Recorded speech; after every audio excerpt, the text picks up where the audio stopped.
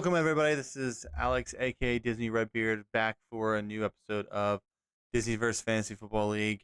I am here alone again, unfortunately. If you don't know, if you don't follow Disneyverse, first let me let you know that I am Alex from Into the Disneyverse, a Disney history podcast. We release episodes every Monday, and if you stumbled upon us on YouTube, go ahead and like and subscribe. We do this every week about fantasy football, and we really are just going into in depth about what happened in our league, but we have general information regarding each player when we talk about them when it comes up for them actually being involved in the games. So I'm Alex from Dizneyverse, Dizneyverse. Find us on all social media platforms. And just so you know, I'm alone. We have some crazy stuff going on. I do live in Florida. We do have Hurricane Milton coming, hence the plywood in the back. That's ready to be put up tomorrow when I prep for the hurricane. Already half prepped, hence why it's in my studio. But anyways, so I wanted to quickly go over some, week 5 results, week 6 previews. So you know what? With that, let's go ahead and just get going.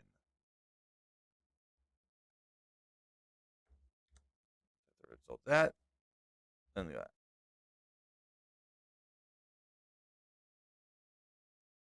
All right, sorry about that. Little technical difficulties. So we got the week 5 results, and I'm gonna start with the first one.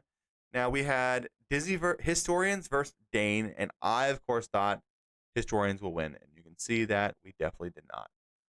We lost 111 to 115.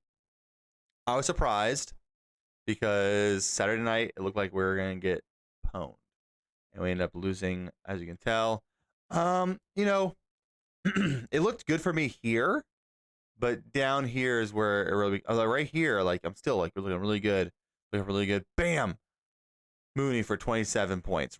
Crazy stat line. 105 yards, 2 touchdowns.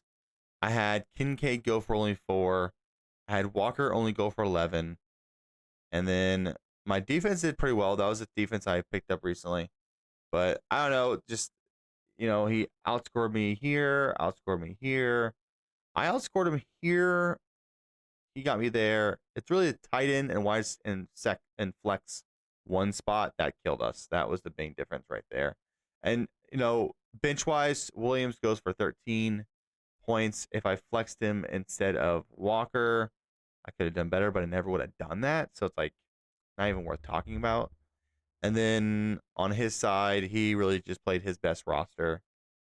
He could have maybe flexed in somebody differently instead of Cooper, put in Madison or Robinson, but Dane won that one, so check mark for Dane there.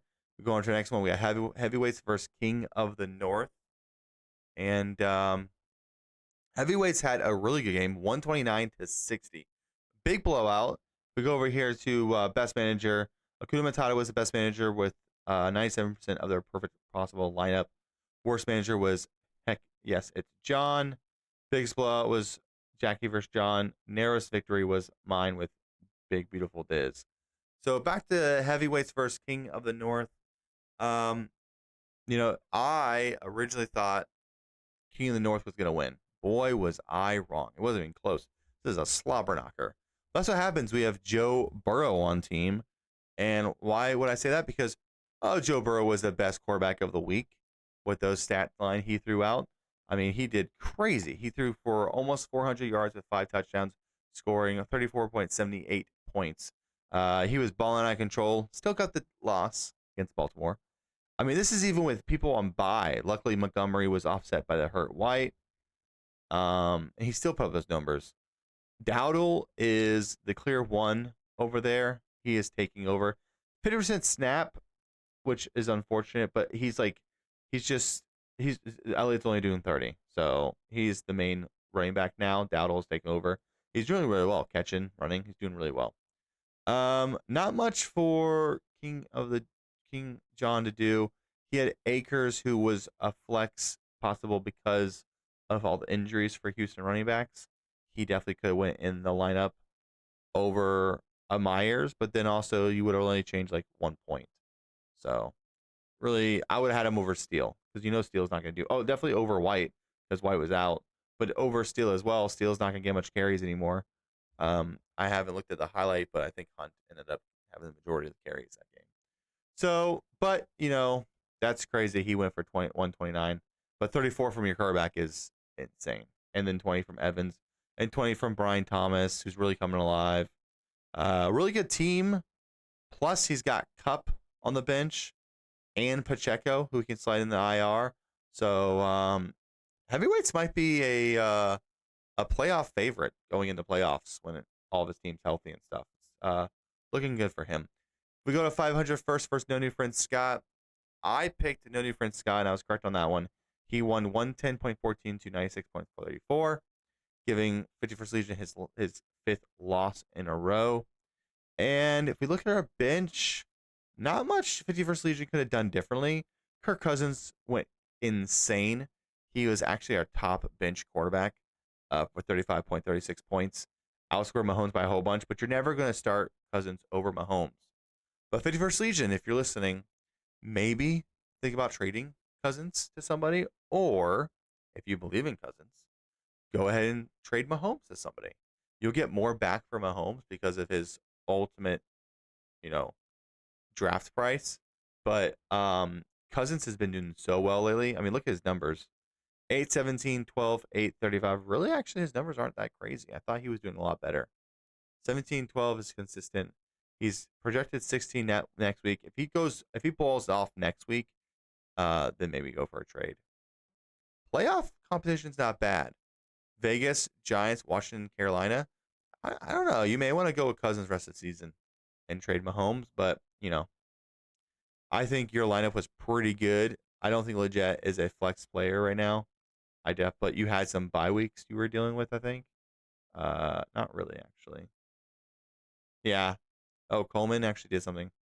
The rookie finally did something, so that's good. So I would maybe start with Coleman moving forward instead of Leggett as your flex. But other than that, your team looks pretty decent. Unfortunately, you end up losing to Scott, who his quarterback scored 4 points and he still won. Who went off for him? Oh, Hunt went off for 18. So Hunt had 100 rushing yards with a touchdown. So Hunt went off. T. Higgins had an amazing game to go with that Joe Burrow.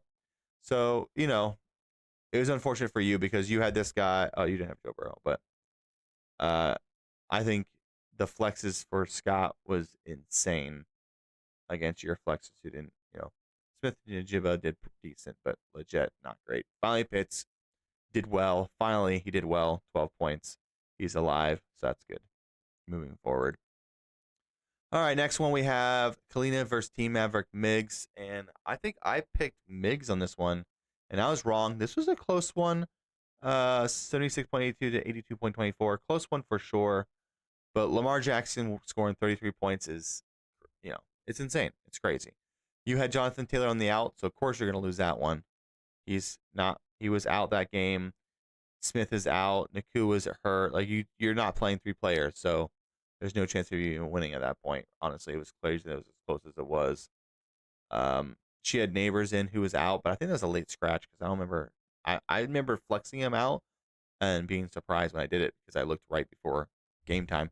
If you're wondering when to check for people being injured and not playing, I always try to check my phone between 12 and 12:30 because injuries are posted, I think, at 12 for 1 o'clock games. So that's when you'll know when players are going to be, not actually playing. Caleb Williams had a great game. Daniels had a great game. You may want to trade Daniels for some people, maybe, because Daniels is just playing insane. Bench wise, not much to change, honestly. It's not like you guys picked the wrong people, other than, of course, playing players aren't playing. So, but Kalina's 4-1, which is awesome, and you are 3-2, so you're still in it for sure. So keep with it. Do not play. Stop playing players who are hurt. Just stop it. East High Wildcats versus Akuda Matata, and I think I picked Akuda Matata, of course, because at this point, John is not changing his lineups. He's not adding in players. He has 2 empty roster spots. So he's never going to win a game like that, unfortunately. And he has the players on his bench. Chubb did not play, but Hubbard again, 15 points. 49 for a third week in a row, he was our highest running back off the bench. So, like, you got to do it. Oh, I forgot something. Kalina, she had the best defense, which is the Minnesota Vikings. I believe it's the second time they were the best defense. So they're doing really well. 3 interceptions, 3 sacks, 1 forced fumble, 1 touchdown, and 17 points allowed. That's got them 17 total points. They're having an amazing season to go 5-0, those Minnesota Vikings. But back to East High John versus Akuna Matata. You know, like we said, he doesn't have much chance, but then Akuna Matata scored 159 points. So even if he played players, he still probably would have lost. And how did she score so many points? Well, I know one reason. If you go down here and look at Jamar Chase, he scored 36.3 points. And you're like, whoa, he scored so many points. How's that possible? Because he was a top wide receiver of the week with his 193 yards and 2 touchdowns. He had an amazing game, showing he still got it. Burrow had an amazing game. Higgins had an amazing game. But that's not it. She also had the top tight end. The top tight end being Tucker Kraft, who went and caught the ball 4 times and scored 2 touchdowns. So, not going to happen very often for Kraft, but it was definitely a good game for him. She also had Shaheed score a touchdown. Like, her team did really well, except for Jones, who got hurt. Stevens had a decent game. Kyle Murray had a good game. Not amazing, but good. And your only lowest was Najee Harris, but, like, you don't really have anybody I'd play over him. Like, I don't think I'd play Robinson over him. So, like, yeah, you did the best you could, and it shows. You scored 159 points. John, same thing we always tell you. You got to start dropping these players who are never going to play, and you don't need 3-4 quarterbacks on your roster, and you got to fill your empty spots, blah, blah, blah. I wish I could do it for you, but I can't. Last, we have Lady and the Champ versus Stroop de Whoop. And I think I picked Lady and the Champ, which I did, and she ended up winning 125 to 81. 125.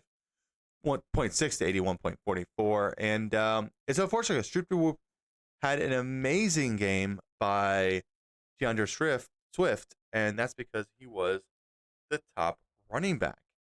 So DeAndre Swift finally had a really good game.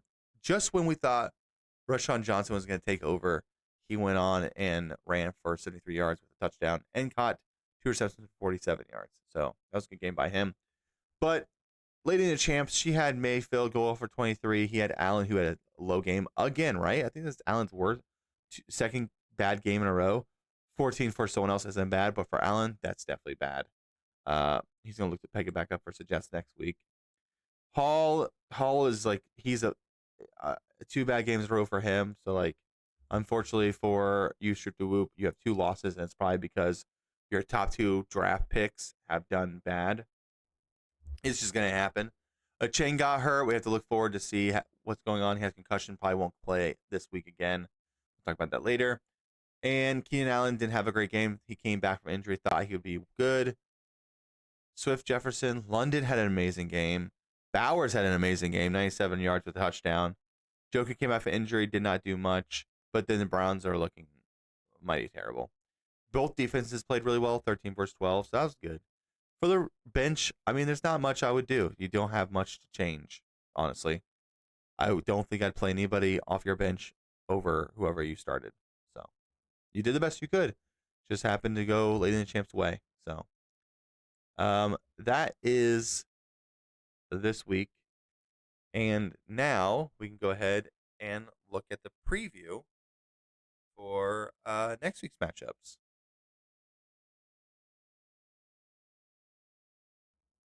So next week's matchups, we have Historians versus No New Friends Scott.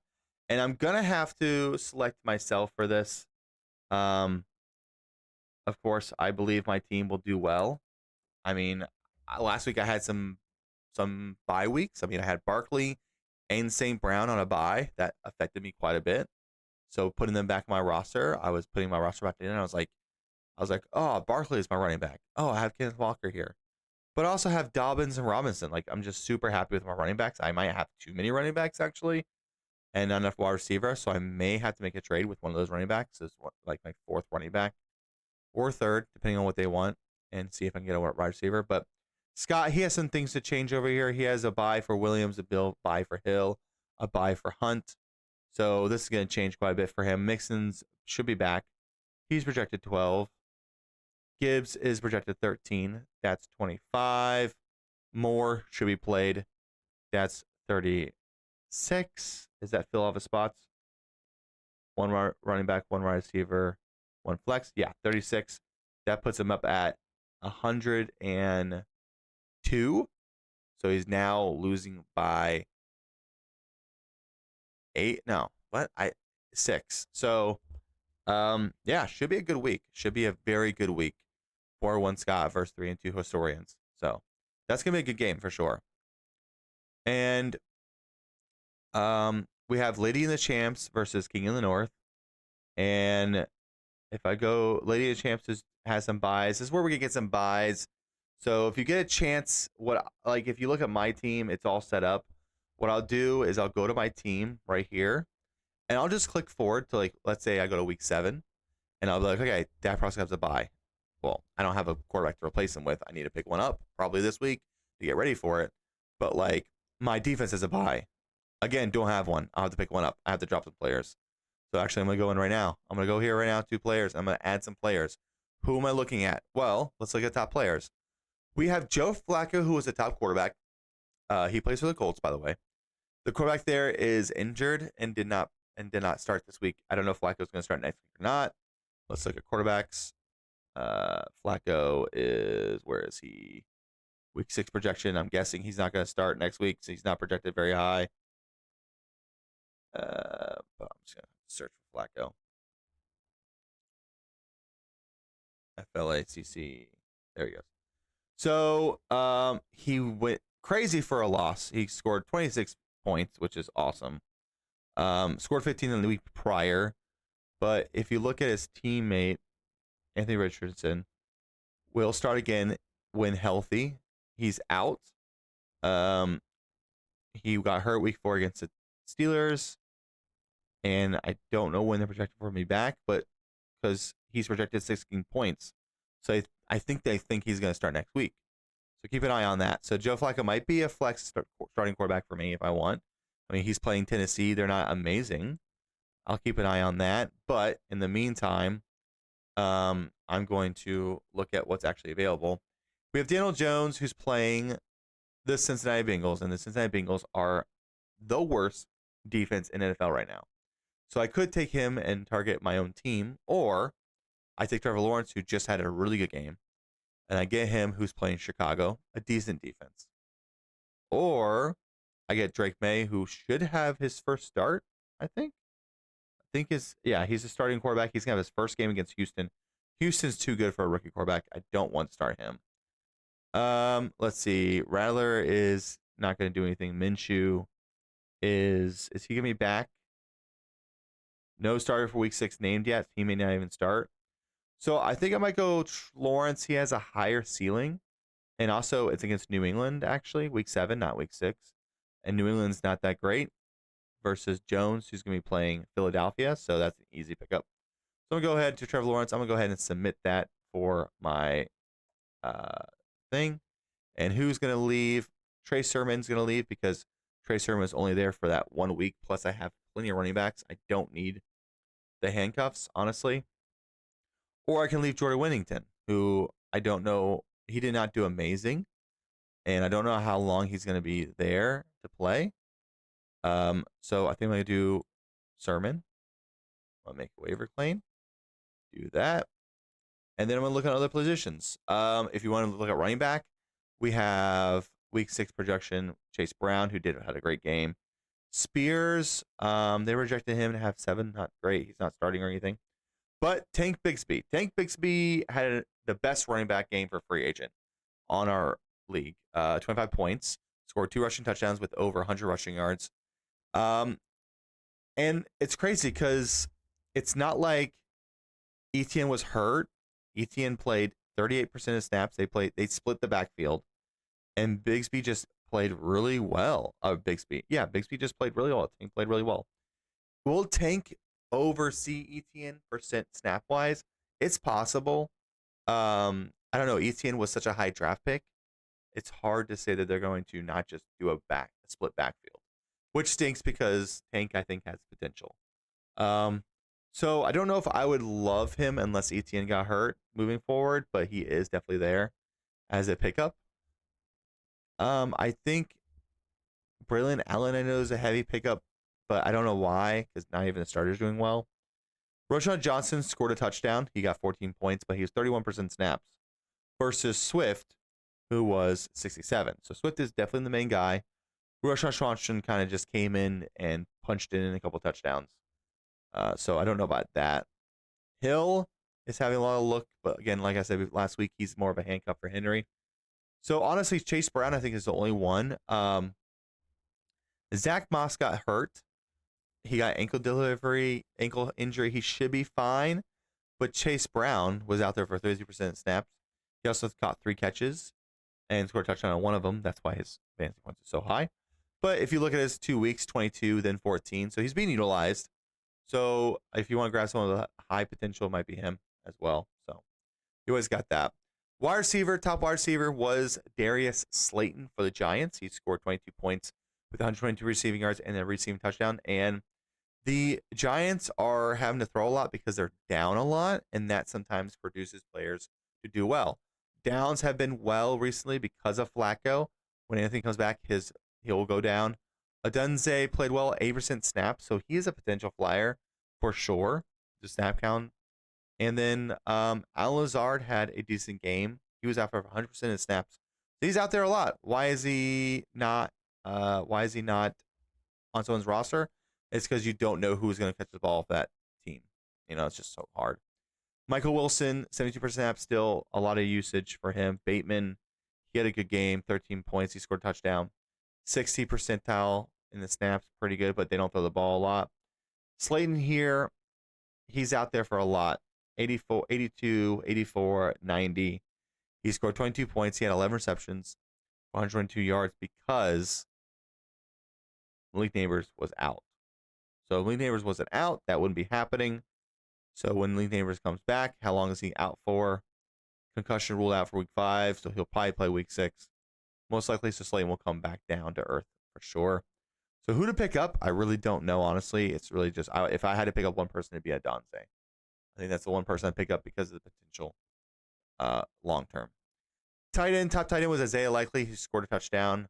He actually scored 2 touchdowns for 14.8 points. And he's still out there on the waiver wire. But Conklin is the more consistent player. He's out there for 90% of his snaps. His points aren't amazing, but they're decent enough for a tight end.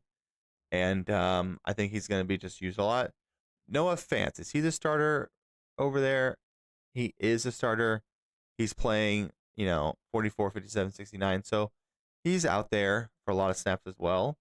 And then Gesicki had a good game. 43% snap count, not amazing. Allen's out there 52%. He's just not throwing the ball. He's more used for blocking. So it's hard to say. Okonkwo, 51% snaps. I used to like him a lot. So I don't know. Likely was out there for 71% snaps. He was out for a lot.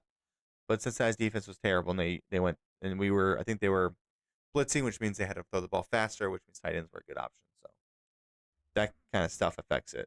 You got to kind of look into that stuff as well. Moreau had 8 points. He scored a touchdown, but he only had 2 targets. So nothing I would really chase after. So tight ends, not great, but there's a few flyers there for sure. And then on defense, the Giants scored 19 points, getting 1 forced fumble and 7 sacks. But looking for week 6, if you had to pick up a defense, I'd maybe pick Falcons versus Carolina. That will be a great one. That one's going to be so good, actually, that I might go ahead and do it right now. I'm going to go ahead and put one in for Falcons. And I'm going to drop Jordan Whittington, who has a bye week, because I don't want to drop Calvin Ridley, don't want to drop Adams, don't want to drop Jonathan Williams, don't want to drop Zay Flowers. So I'm going to go ahead and drop this, make that waiver claim, and then see what happens.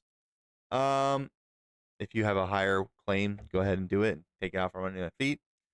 But we have Los Angeles playing Denver. I don't know if Bo Nix, he's not really amazing. Tampa versus New Orleans, that's possible. Vegas versus Pittsburgh, no. Indianapolis versus Tennessee, I don't know. I would not pick Green Bay versus Kyler Murray. Or Tennessee versus Indiana, possible. Richardson coming back first injury. could make some mistakes. So those are some defense options for you out there. Now, if we want to go back to the week 6 matchups, where was I? I was at Lady in the Champs. So Lady in the Champs, I think, will win this one. She is 4-1, by the way, once she makes these changes, just because she has better players on her bench, I think. She's going to sub out A-Chain and Jefferson, or let's say Lockett, and then she needs to actually grab a running back. If she doesn't want to move, yeah, she needs to grab a running back actually. So she needs to make some changes. But King of the North has less options. He has still White. I don't know if he's coming back. Could be coming back, but still not the lead. Madison's more the lead back there. So he has a backup playing the lead. But next week, Akers won't be available. I don't think Mixon will come back. He has Pollard to put out there for 11. That's good. Dobbs, suspicion listed. He could come back. That's 8 points. So he should come back and do well. So I put Dobbs and Pollard back into your lineup, and that would fill up the steal. And who did you take out for Dobbs? Myers or Pittman? That's a hard one. That is a hard one. I really don't know. I don't know on that one. I don't know of those three who I'd rather have. Which two I'd rather have. But yeah, Philadelphia versus Cleveland, so that's a great replacement right there. So I think I'm officially going to go with King of the North, actually. I think he has a good backups for those positions, and Lady Champs needs to actually get a running back to change her roster. Next, we have Big Beautiful Diz versus Team Maverick Migs. Big Beautiful Diz is 4-1, Maverick is 3-2. And do we have some lineups changing? Not really. Looks like all the lineups are current and good. They even have Smith here to get points. And Nakua needs to get taken out. If you take out Nakua and put in Wicks, which is 9 points, which I think is what I would do, that brings you to 101. So only down by 5, which is that's a good game. It's a good game. I don't think anything on Big Beautiful Diz options. I mean, Robinson and Madison's potential starters now. Would you start him over Cooper and Mooney? I don't think so. Would you start him over Henry and Jacobs? No. So I think your lineup is pretty much set. Pretty much set. Let's quickly move on to the next one. We got Strip the Worst versus Kuda Matata.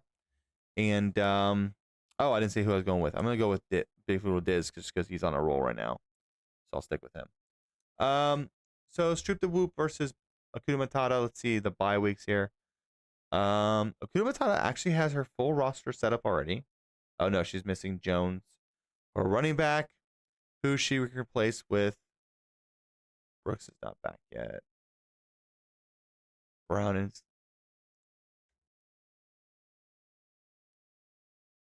Brown could be back week 6. Interesting. So that means you can move Najee Harris up there and then put Brown as your flex. So that adds 13 to your fantasy points. That puts you at, let's see, 9. That puts you at 100. Shoot to Whoop needs to take out Waddle. And he can put in Singletary next week, who's supposed to be playing against the Bengals. And Bengals suck at stopping the run. Probably wouldn't end up doing that, honestly. That's 10 points. That puts you at 100. So puts you at 97. So okay, Stroop the Whoop is projected to lose by 3 by my projection. He has Josh Allen against the Jets. Bounce back game. Callum Murray is projected 18, which is so low.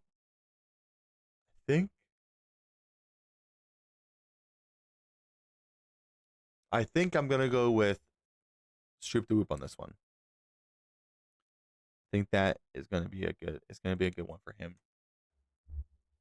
Going on to the next one with East High John versus 51st Legion. I'm not going to worry about East High John at this point until he shows me that he's actually going to participate in fantasy football this year.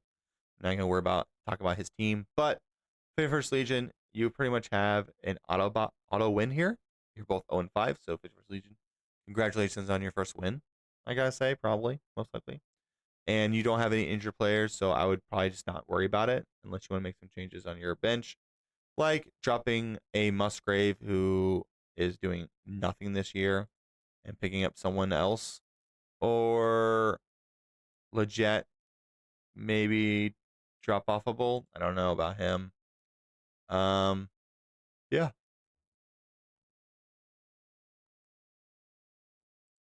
you're good to go, 51st Legion. And you already looks like you already updated your roster for the bye week as well, which is great. On top of it, we have heavyweights versus Kalina.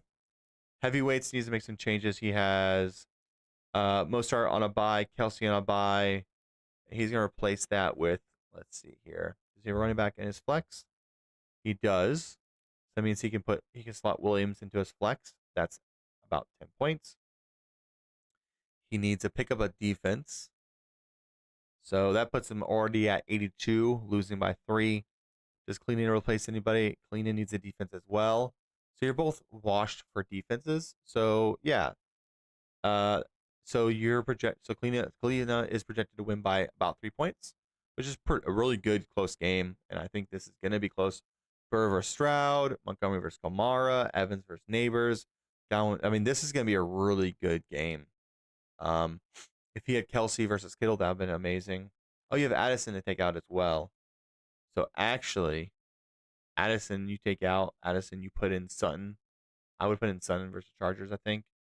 Um, so that brings you up by 9. So that puts you above instead of 2. Now you're up by 11. So Kalina should get the win here, which I will vote for her. But heavyweights had an amazing week last week, so you don't know what's going to happen. All right, that is pretty useful. That is week 6. I did a quick one here. It's late. I did a podcast before this, so I'm already tired, but I did a lot of prepping for the hurricane. So I'm tired. Went through it quickly. It's just by myself. And those are projections for week 6. So, what I got to say? See you next week.